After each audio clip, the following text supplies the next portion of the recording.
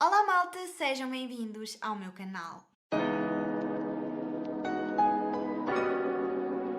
Hoje eu estou num cenário diferente e também voltei a gravar com a minha câmera, portanto, finalmente voltámos com a qualidade e então acho que nos próximos tempos eu vou gravar os meus vídeos aqui. Gosto deste cenário, acho que fica verde.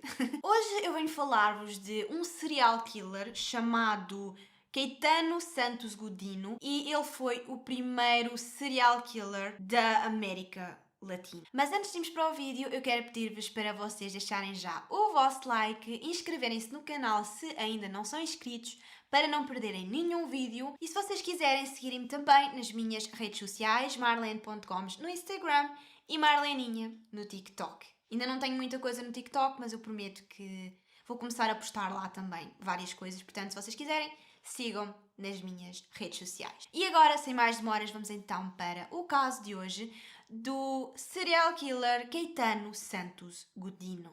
Caetano Santos Godinho nasceu no dia 31 de outubro de 1896 em Parque Patrícios, na cidade de Buenos Aires, na Argentina. Ele era o mais novo de 9 irmãos e pertencia a uma família muito pobre. O pai dele trabalhava na construção civil e nos tempos livres tocava guitarra na rua para conseguir juntar mais algum dinheiro, e a mãe dele ficava em casa a tomar conta dos 9 filhos.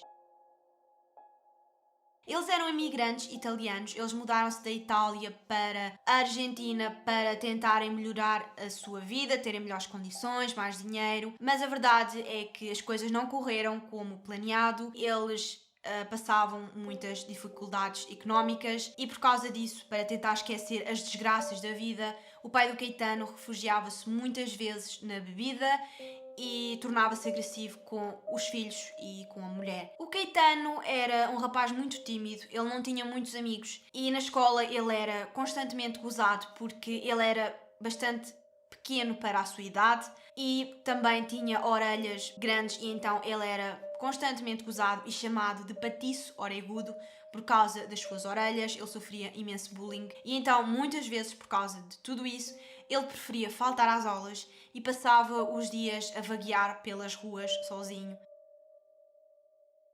Como ele não conseguia ter amigos da sua idade, ele começou a aproximar-se de crianças mais pequenas e elas respeitavam-no e com elas ele sentia-se bem. Por esta altura ele começou também a ser bastante agressivo com animais. Ele matava pássaros, tirava-lhe as asas e depois colocava-os dentro de uma caixa de sapatos debaixo da cama.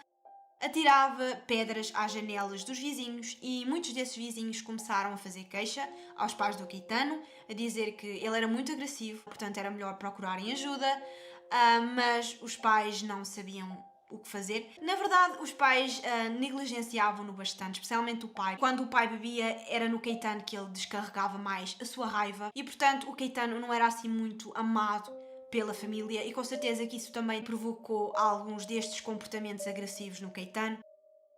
Com apenas 7 anos, ele foi detido pela polícia depois de atirar um menino de 2 anos a um fosso, mas como ele era uma criança, eles apenas lhe disseram para ele não fazer mais aquilo.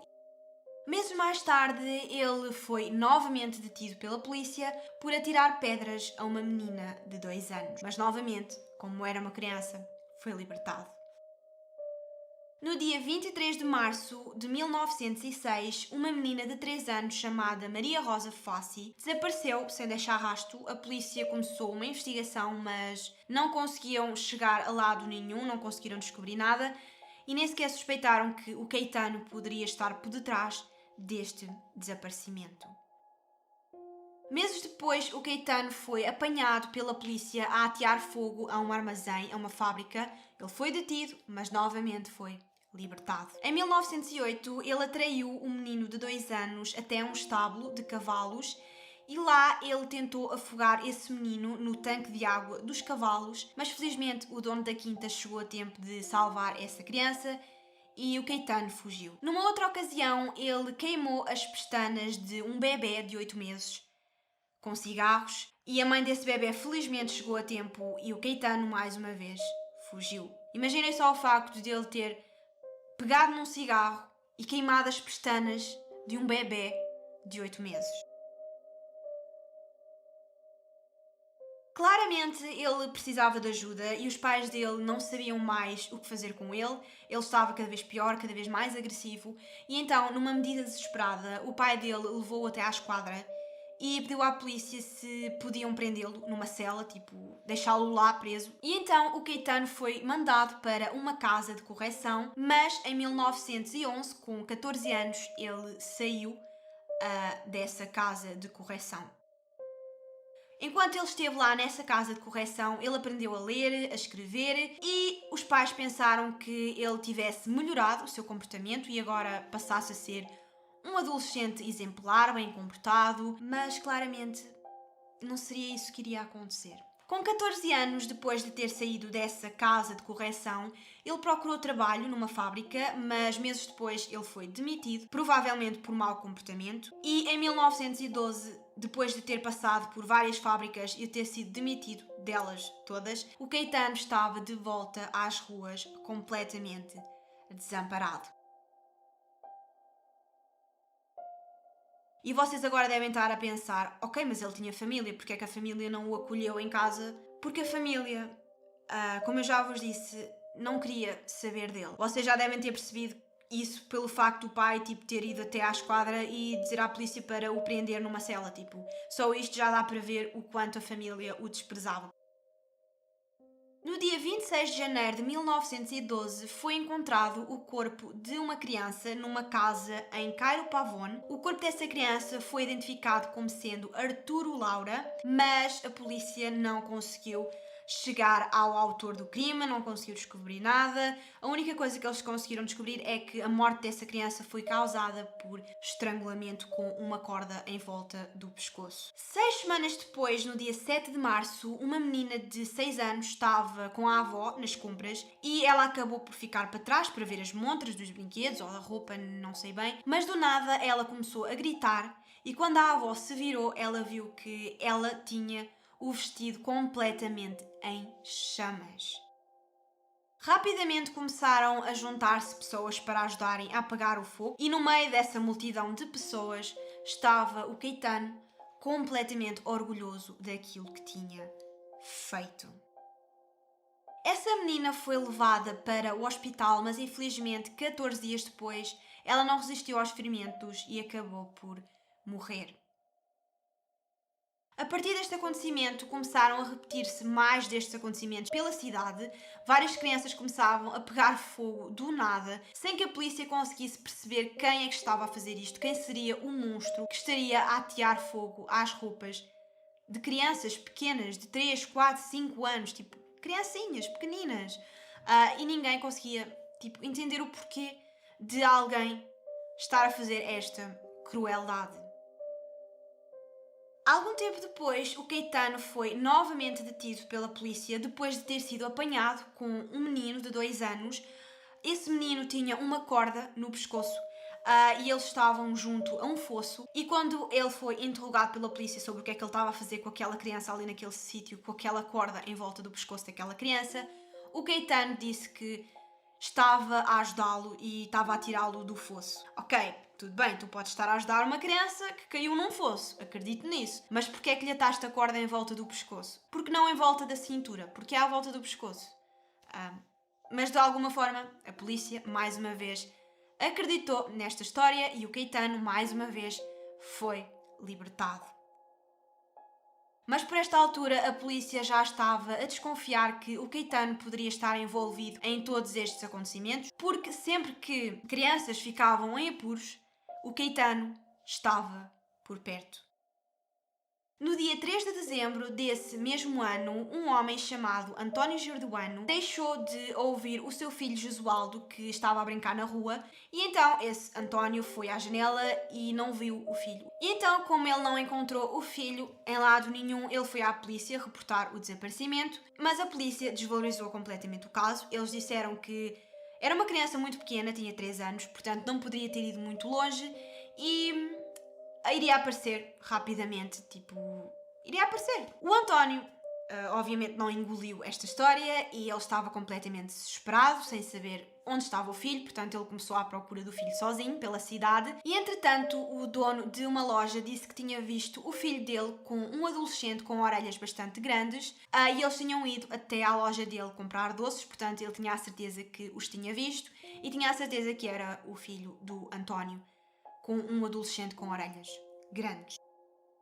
O Caetano tinha levado esse menino de 3 anos até a um local isolado e por esta altura a criança já estava a ficar bastante assustada, portanto começou a chorar e para tentar acalmá-la, o Caetano deu-lhe mais doces, mas não resultou porque a criança estava verdadeiramente assustada e então começou a chorar muito e a fazer muito barulho.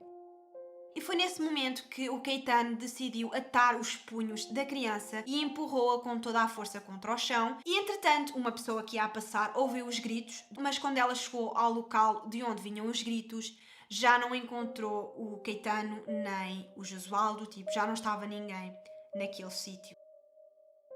Entretanto, como o dono da loja dos doces disse que tinha visto o Jesualdo com um adolescente com orelhas grandes, o António foi falar com o Caetano e perguntou-lhe se ele tinha visto o filho dele e o Caetano disse que não, que nem sequer sabia quem era o filho dele, que nunca o tinha visto, portanto não sabia de nada. Desesperado e sem pistas, o António decidiu continuar a procurar pelo filho pela cidade, em todos os locais mais escondidos, até que ele chegou ao local onde o Caetano tinha estado com o Josualdo e lá ele encontrou o corpo de uma criança coberto com um lençol. O corpo dessa criança era o seu filho e ele tinha sido estrangulado. A polícia foi chamada ao local, eles fizeram uma pequena investigação, mas não conseguiram descobrir nada. O corpo do Josualdo foi levado para a casa dos seus pais para que lhe fosse feito um velório e várias pessoas vieram até a esse velório e uma dessas pessoas foi o Caetano. Ele veio até ao velório e aproximou-se do sítio do caixão onde estava o Josualdo e colocou-lhe a mão na testa durante alguns segundos e depois foi embora dali, A morte do Josualdo foi bastante falada e causou bastante indignação entre as pessoas e por causa de toda esta exposição do caso, começaram a surgir várias testemunhas que garantiam ter visto o Josualdo com o Caetano. No dia 4 de dezembro de 1912, o Caetano foi preso e a polícia encontrou vários pedaços de corda nos bolsos dele e essa corda era igual à corda que foi encontrada no pescoço do Josualdo. Foram-lhe feitos vários testes psiquiátricos e esses testes mostraram que ele sofria de várias perturbações mentais e, na minha opinião, eu acho que não era preciso ter sido feito testes nenhuns porque era visível que ele tinha várias perturbações. Em 1915, ele foi condenado à prisão perpétua e a família dele acabou por regressar à Itália, mudaram-se de novo para o seu país de origem, para a Itália, e cortaram completamente relações com o Caetano. Para eles, o Caetano não existia mais. Para eles, o Caetano estava morto. No dia 15 de novembro de 1944, o Caetano morreu na prisão e, inicialmente, a causa da morte foi descrita como tendo sido uma hemorragia gástrica provocada por uma úlcera, mas mais tarde foi dito que a causa da morte terá sido espancamento. Ele foi espancado pelos seus colegas de cela por ter matado um gato que eles tinham na prisão. Resumindo, esse gato devia ser lá da prisão, eles deviam ter um gato de estimação. E o Caetano matou esse gato e então eles espancaram-no até à morte e foi o fim da vida do Caetano. Comentem em baixo se vocês já conheciam este caso, inscrevam-se no canal se não são inscritos, sigam-me nas minhas redes sociais, marlene.comes0 no Instagram e marleninha no TikTok. E é tudo, malta, espero que tenham gostado e até ao próximo vídeo. Tchau!